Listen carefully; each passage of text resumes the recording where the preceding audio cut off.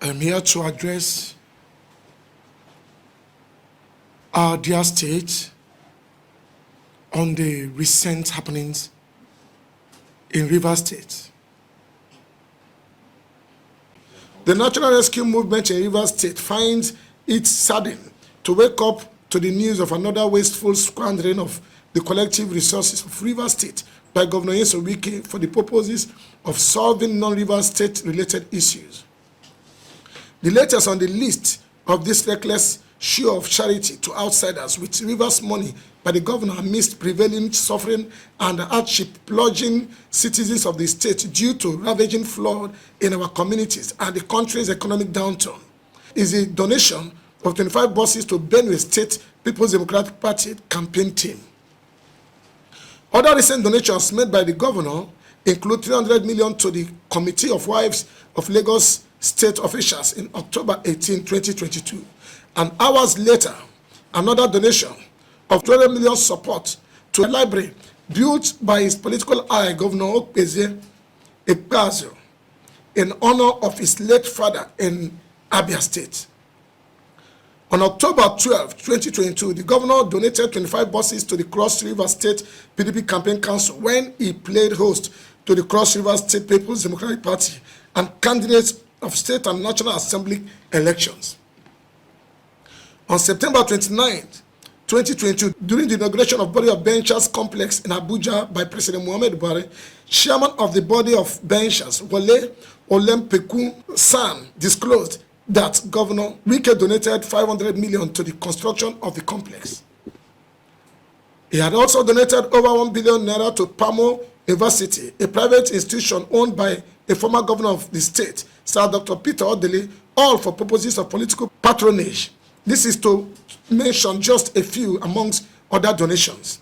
The vernacular frittering away of taxpayers' money and our collective patrimony to other states by Governor Wike is really appalling. It is inconceivable, barbaric, and unacceptable. As charity, they say, begins at home. Ironically, just last week, 8,000 students of the state-owned tertiary institution, Rivers State University, were subjected to public ridicule, embarrassment, and mental torture when they were deprived the opportunity to write their final year exams due to their inability to meet up with school fees. As extravagant as the government of the day could be in sharing funds with other states, it's very inhumane for the same government to look the other way and allow our children to suffer such academic humiliation. What more evidence do Rivers people need to vote out the PDP in the next general election? This clearly demonstrates that the current PDP-led Rivers State government is more interested in attaining political relevance, while the priority of the welfare of Rivers people comes second on their scale of preference. This is unacceptable and highly condemnable, because Rivers money is supposed to be meant for the development of the state and its people first before extending a helping hand to others if need be. More sudden is the seeming silence or negligence on the part of the elites in the state, especially those in the governorship race, who have either refused to speak up against this recklessness because they are sponsored to cause distraction, not really because they are genuine in the governorship race. Furthermore, some projects embarked upon by the state government, for instance, the MOA campus of Rivers State University, which was inaugurated recently, leaves one in awe of how such an all-important project meant for building our future generations will be handled so poorly, despite the whopping 3 billion naira allotted for the project. Just a few buildings were erected at the site, while buildings originally erected by previous administration of Rotimi Amechi were clearly left abandoned, thus defacing even the few buildings they managed to erect. Also, the project, few months after its inauguration, is not yet conducive for human habitable purposes or academic activities. Another clear example is the ongoing project at the site of former UPTH at the old Port Harcourt Township. The Wike-led government carefully left out the buildings at the site previously erected by the former administration and went ahead to construct new ones, of which the old buildings clearly defaced the new ones erected.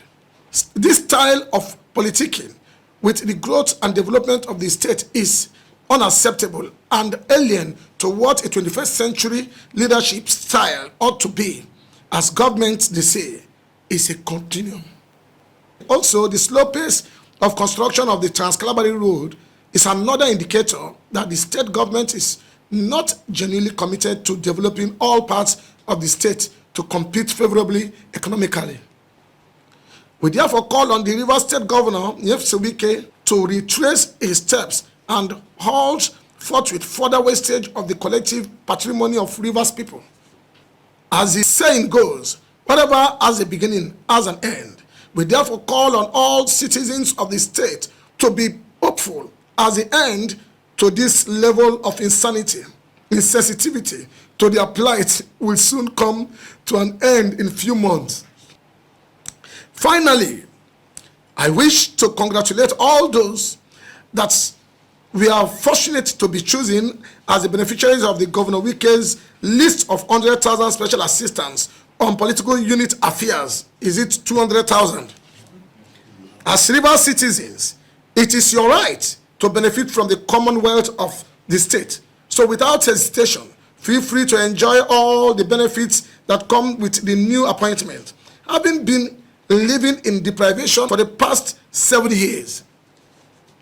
However, be wary of the caveat of the appointment, as it is an open secret that your PVCs, which is your right to exercise your franchise at the polls, we are taken from you alongside your bank details.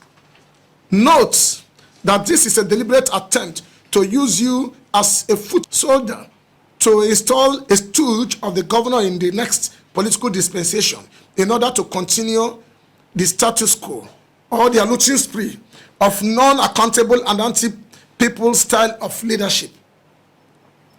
Such a stooge will only owe his loyalty to his benefactor and not to the people of the state.